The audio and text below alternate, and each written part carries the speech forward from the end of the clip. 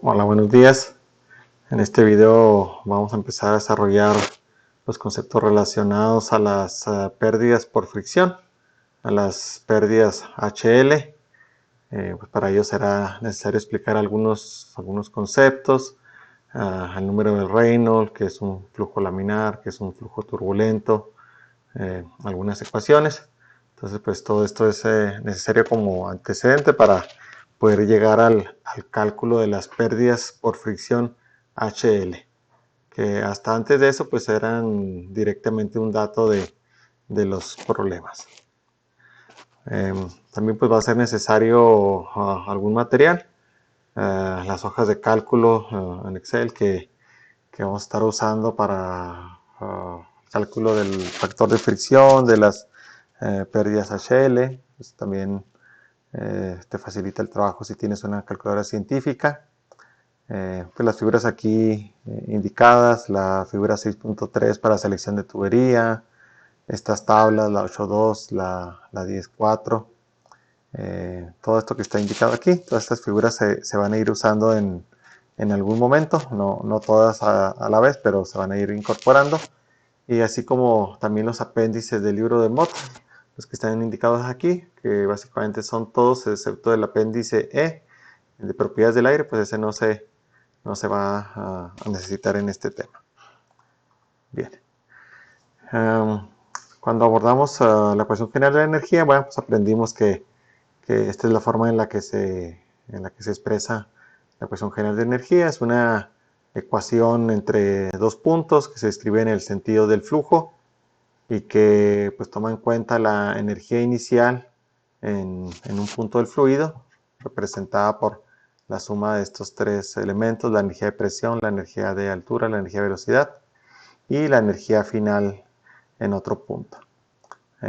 También vimos que se toman en cuenta estos tres términos, que es la energía añadida, típicamente por una bomba, la energía removida, que es una pérdida de energía, representada por motores de fluidos, cilindros, puede ser incluso una turbina, y las pérdidas por fricción HL.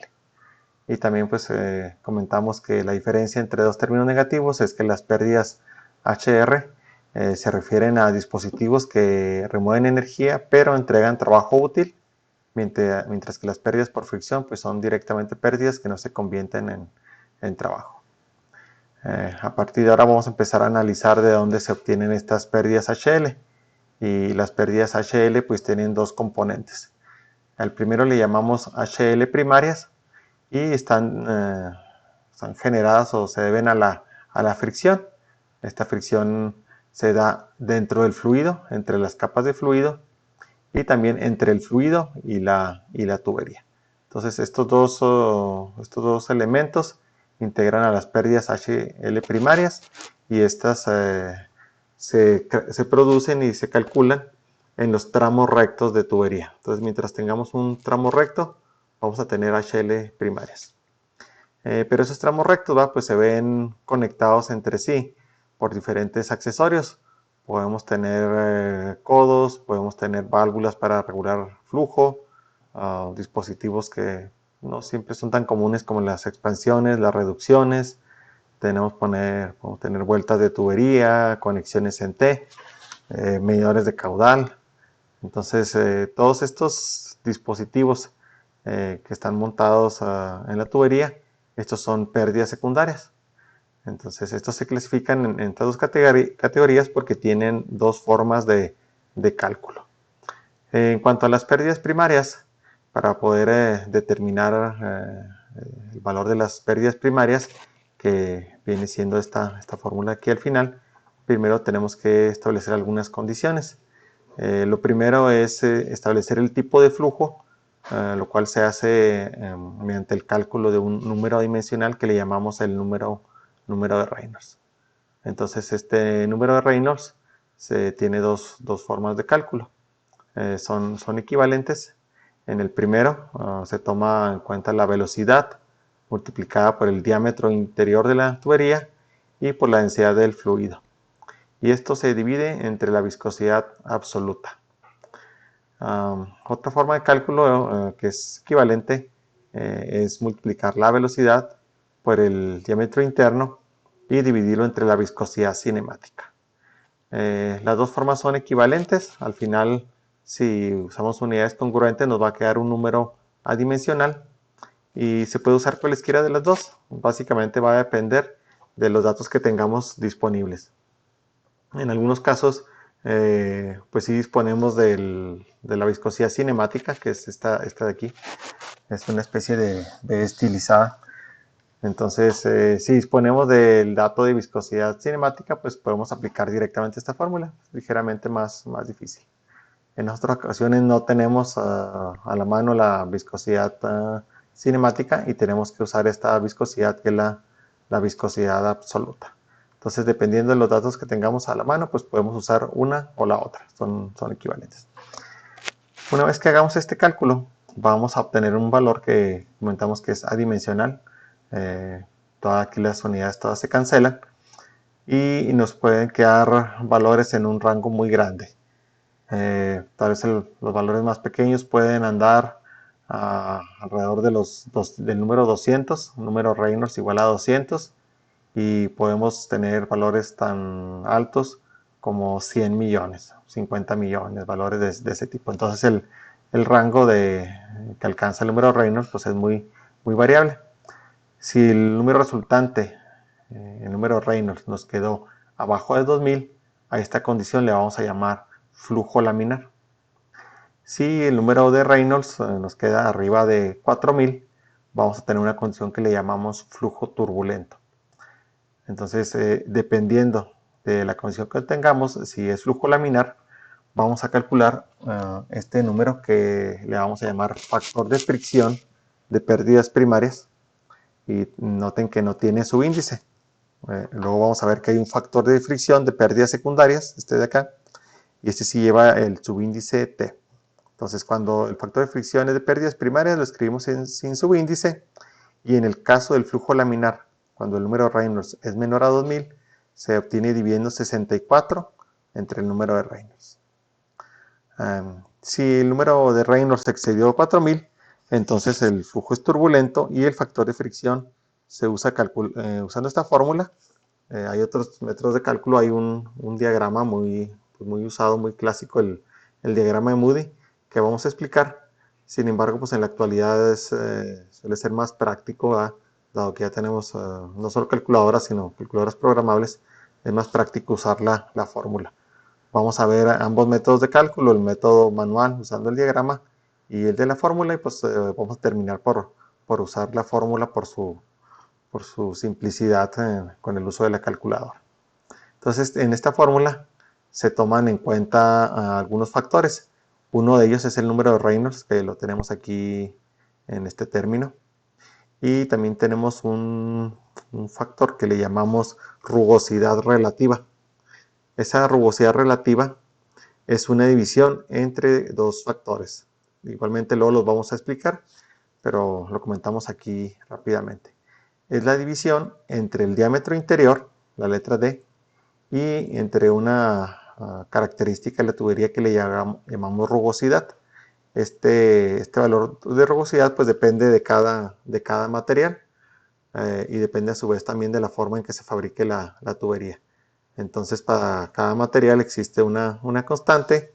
Entonces, si tenemos, por ejemplo, una tubería de 2 pulgadas, cédula 40, que es una tubería de acero comercial, vamos a una tabla, buscamos el valor de rugosidad, lo dividimos y nos van a quedar aquí valores que pueden variar. Puede ser tal vez el más pequeño sea 20 y el más alto tal vez ande en el rango de los 10,000. ¿Y qué significa esta rugosidad relativa? Es una comparación entre el diámetro interno y la rugosidad de la tubería. O sea, si yo obtengo una rugosidad relativa de entre epsilon de 200, estoy diciendo que mi tubería en promedio, el diámetro es 200 veces más grande que la rugosidad de esa tubería. Entonces, esta es la rugosidad relativa. Entonces, hacemos aquí la operación, hacemos estas divisiones, sacamos el logaritmo base 10, elevamos al cuadrado y dividimos 0.25 entre esto y nos da el factor de fricción. Cuando tenemos el factor de fricción, pues ya podemos entrar aquí a nuestra fórmula, donde están multiplicados el factor de fricción, la longitud del tramo recto, porque recuerden que las pérdidas primarias se dan en tramos rectos, dividido entre el diámetro interior y multiplicado por la energía de velocidad. Entonces, de esta manera obtenemos las pérdidas primarias en tramos rectos. Para las pérdidas secundarias existen dos formas básicas de cálculo. Uno es usar una K, una constante, que pues igual depende de varias condiciones de la geometría del accesorio, de otras cosas, y esa constante multiplicada por la energía de velocidad. También vamos a ver algunos casos muy comunes donde esta K se obtiene primero dividiendo un valor que le llamamos longitud equivalente entre el diámetro interior y multiplicado por un factor de fricción de pérdidas secundarias. Entonces, ya que obtenemos esta K, la multiplicamos por la energía de velocidad. Vean que esta forma de cálculo y esta terminan siendo las mismas, solo que para este caso necesitamos hacer un paso intermedio. Este es un tema un poquito más adelantado dentro del cálculo de HLs, entonces por ahorita no voy a entrar en mucho detalle. Por ahorita bástenos saber que para las pérdidas primarias tenemos dos componentes, las de tramos rectos y las de accesorios, y las de accesorios pues las vamos a ver en detalle más adelante. Primero vamos a empezar a detallar un poquito más esta parte, especialmente los conceptos de flujo laminar y flujo turbulento. Bueno, el flujo laminar y el flujo turbulento, como te comentamos, dependen de varios factores, de la velocidad del fluido, de la densidad del mismo fluido, de la viscosidad que tenga este. Entonces estos flujos representan las condiciones del flujo interno y, como decíamos, nosotros los interpretamos en base al resultado en el número de Reynolds. El número de Reynolds es un número adimensional, pues se usa mucho en mecánica de fluidos y existen una cantidad de números adimensionales muy grandes, mucha variedad de números adimensionales. Este número de Reynolds es solo uno de ellos. Y los números adimensionales generalmente son la comparación de dos magnitudes. Aquí lo que estamos comparando en el número de Reynolds es dos fuerzas. Uno, las fuerzas de inercia, que están representadas por la velocidad y la masa. Aquí tenemos densidad, entonces está involucrada la masa. Entonces las fuerzas de inercia representan la velocidad y la masa del fluido. Y las fuerzas viscosas están representadas por la viscosidad del fluido. Entonces, estas fuerzas de inercia vamos a detallar un poquito más qué son las fuerzas de inercia. Recuerden que la inercia es la propiedad de la materia por medio de la cual un cuerpo va a permanecer en reposo o en movimiento hasta que una fuerza externa altere ese estado. Por ejemplo, si un objeto está en reposo, pues va a seguir en reposo hasta que una fuerza externa lo haga moverse. Y si un cuerpo está en movimiento, pues va a seguir en movimiento hasta que una fuerza externa, como la fricción o la fuerza de arrastre, lo haga que deje de moverse. Entonces, dentro de un fluido, pues se presentan estas dos fuerzas, las fuerzas de inercia, porque el fluido lleva una cierta velocidad y hay una cantidad de masa moviéndose a esa velocidad. Y a la vez, dentro del fluido hay una viscosidad que de alguna manera, digamos, se opone a ese movimiento.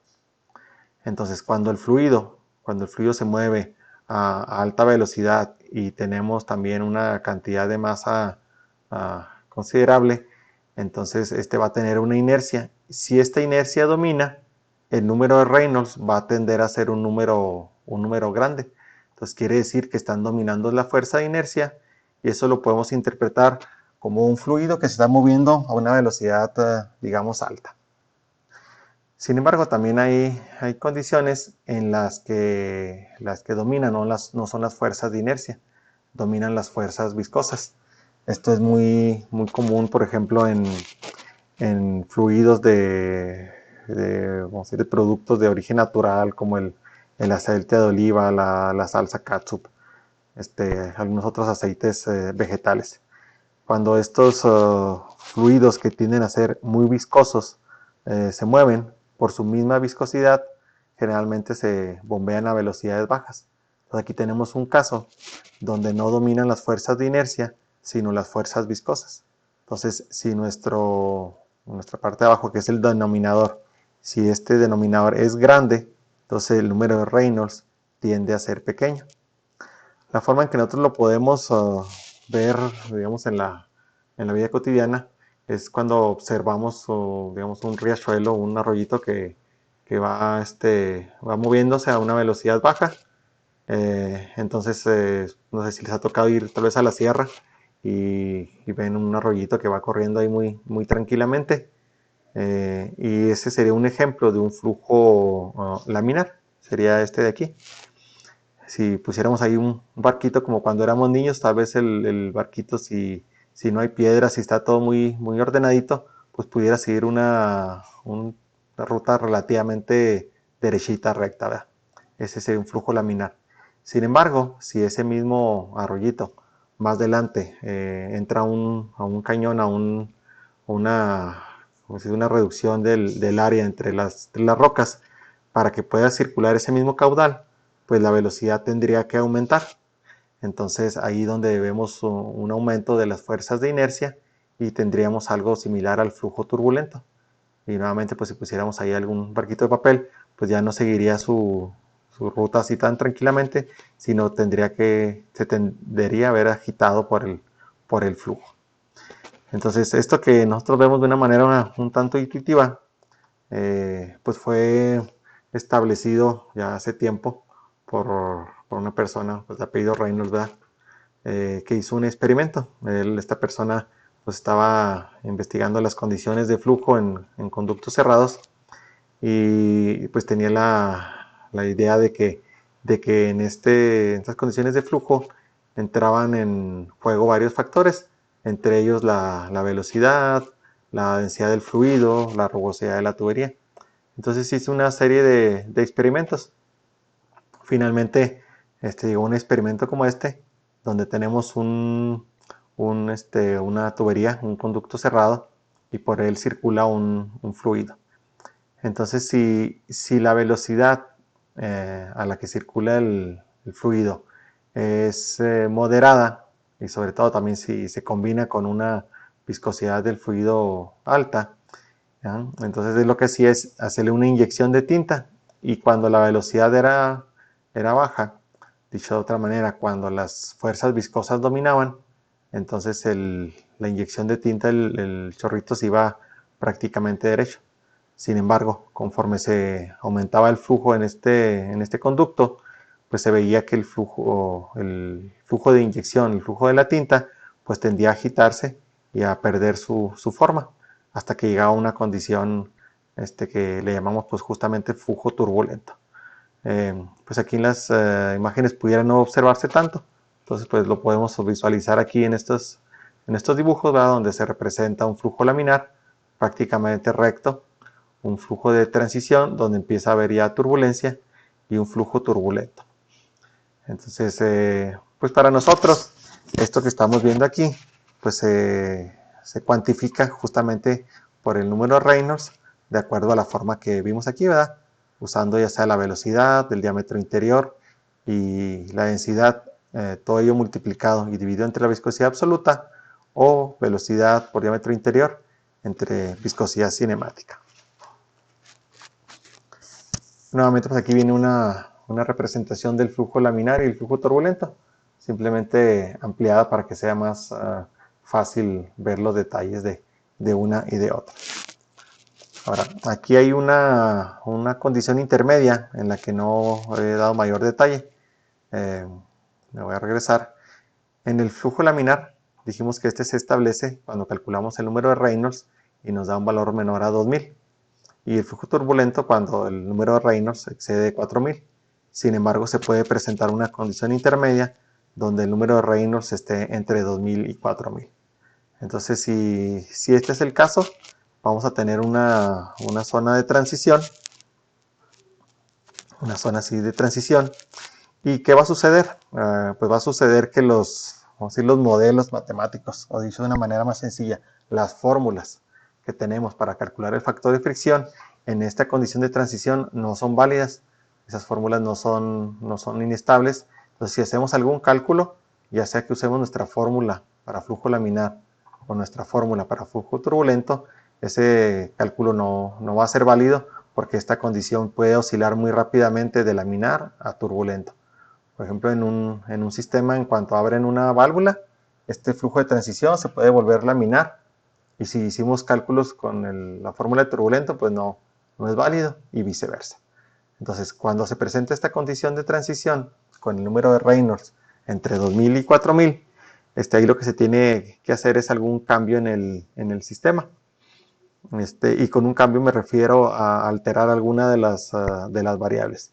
Típicamente el fluido pues no lo podemos cambiar, o tenemos muy poca influencia en su viscosidad.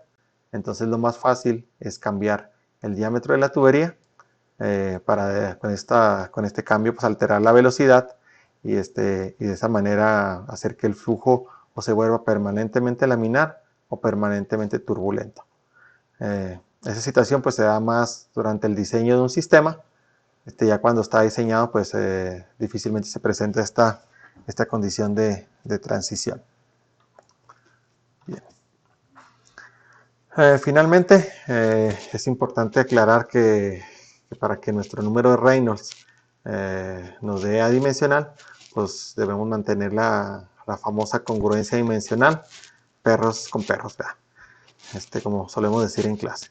Entonces, si vamos a usar unidades del sistema internacional, pues aquí las unidades recomendadas son la velocidad en metros sobre segundo, la densidad, pues la podemos usar en kilogramos sobre metro cúbico, el diámetro pues lo usamos en metros, la viscosidad dinámica generalmente pues se expresa en pascales por segundo, o kilogramos sobre metro segundo. Cualquiera de estos conjuntos de unidades son equivalentes, y si es viscosidad cinemática va a ser metros cuadrados sobre segundo. Entonces este conjunto de unidades en el sistema internacional nos garantiza que nuestro número de Reynolds va a ser adimensional. Y si en el sistema inglés, pues la velocidad en pies por segundo, el diámetro en pies, la densidad, pues recuerden que para el sistema inglés las unidades fundamentales son slug sobre pie cúbico, o en ocasiones también las reportan así, libras segundo al cuadrado sobre pie a la cuarta, pero no es tan común, es más común slug sobre pie cúbico. Si es viscosidad dinámica, pues serán libras segundo sobre pie cuadrado, y si es viscosidad cinemática, pies cuadrados sobre segundo. Entonces, nuevamente, usando este conjunto de unidades, vamos a garantizar que nuestro resultado va a ser adimensional.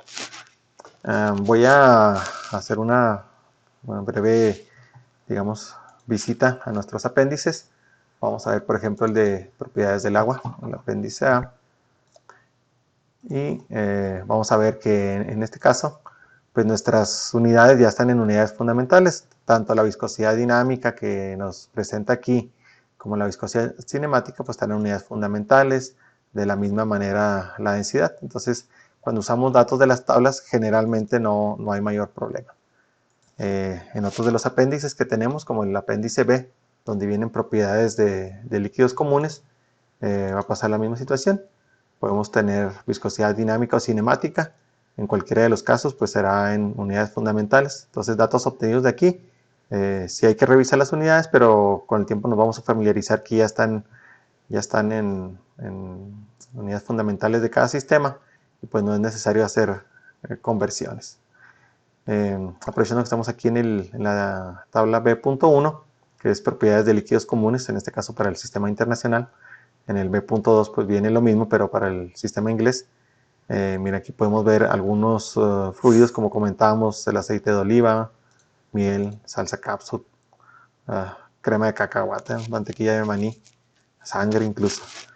Entonces, si vemos las viscosidades que presentan estos fluidos, si comparamos estos valores de aquí de esta columna con las viscosidades de estos, vamos a ver que estas viscosidades son más altas. O sea, los exponentes negativos son menores, andan en -5, -3, -2, -1.